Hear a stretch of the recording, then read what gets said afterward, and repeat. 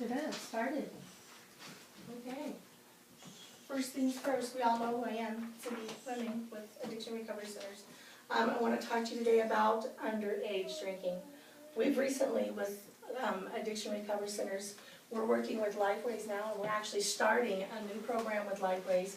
And it's a watch list for kids who are underage consuming alcohol or drugs involved in school stuff. So Lifeways is at the school, we're here, and what we're going to do is start a watch list. So the first time offender is going to go to education through Lifeways, and then after that they're going to come to treatment. So basically that's what this is the presentation for that.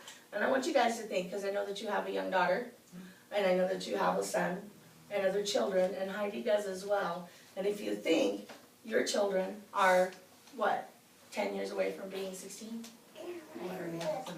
You have a 17 and 20-year-old, so it's closer than we think it is for our kids, and so that's what I wanted to bring up today. Do you know that adolescents who use alcohol are 5 times more likely to develop addiction? I was an adolescent who used alcohol, and so I've struggled with addiction all my life, with drugs and alcohol, so that's a big deal. We're going to talk about the cost in South Dakota, which is astronomical. And we're going to talk about the effects on the family, and we're also going to talk about statistics with deaths and injuries related to underage drinking. Crazy, huh? The importance of the watch list. Number one, in South Dakota alone, more kids are killed by underage drinking than all other drugs combined. That's, wow. Chronic heavy drinking during adolescence causes brain damage. Absolutely alters your cognitive thinking process too. So I can find that today because my short-term memory sucks. It's terrible. I get in one room and I'm like, why am I here? What am I doing? And I know that's because of smoking all the marijuana when I was younger, and it has permanently affected my short-term memory. So more kids use alcohol in the state of South Dakota than use illegal drugs altogether, or tobacco. So that's pretty wild. South Dakota alone spends $1.3 billion per year in alcohol-related incidents.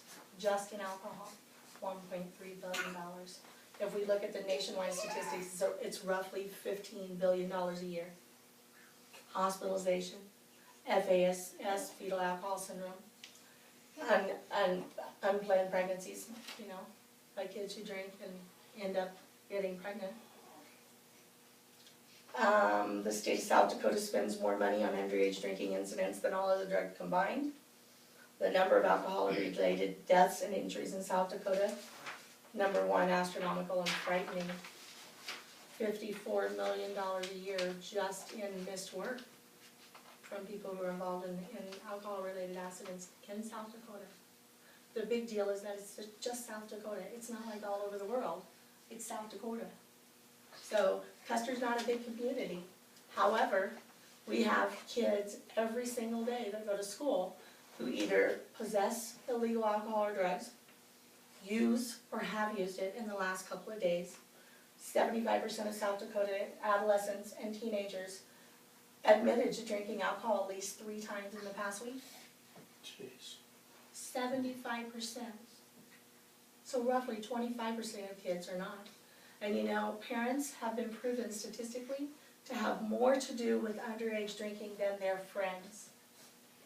That's huge. It's really huge. We have permissive parents who are drinking in front of the kids who share drugs and alcohol with their children, and then the kids end up either dead or in jail. Number one, how are we going to do it? Obviously, we join forces with Lifeways. We're going to educate the community. We're going to start community programs.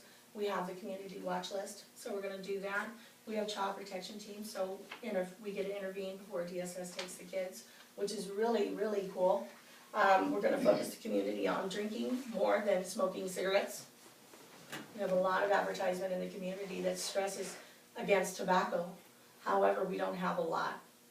We've got kids every day. Last time I was in court, we had 13 adolescents coming through court with, minor in consumption MICs. And none of them was ordered to treatment or education or even to have an assessment. And I've got a few kids here that are already in felony charges as an adult because of underage drinking.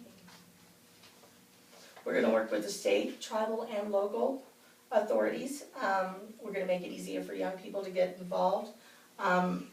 We also wanna help the kids that are at risk, and that's what the watch list is gonna do, is the kids that are at risk, we're gonna focus on those kids and try to get some kind of intervention before it gets started. We're gonna get word out on underage drinking laws, because just the underage drinking law is not the only one that's broken. It's the DUI law. We don't hear kids, lots of kids get DUIs underage, but we don't hear about it. There's all kinds of laws out there. Providing or using alcohol with a minor is one of them, and you never hear of it at all. I've got kids that I speak with every day that actually, mom and dad have alcohol in the fridge in the garage, but we don't have it in the house, so it's okay. So beyond the numbers, underage drinking and driving is not a rite of passage. It's not something adults should expect or condone. You know, oh, it was just one beer, it's okay, you know.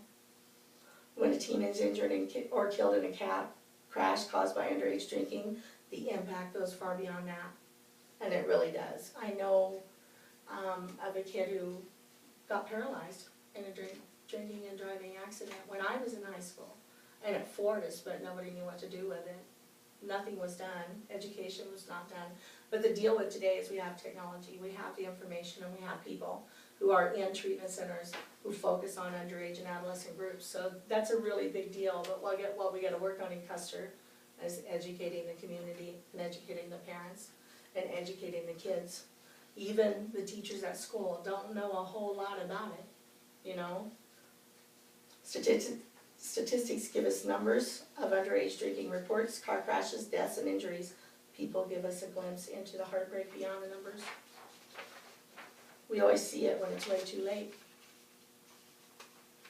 That's the deal, is well, after it happens is not soon enough.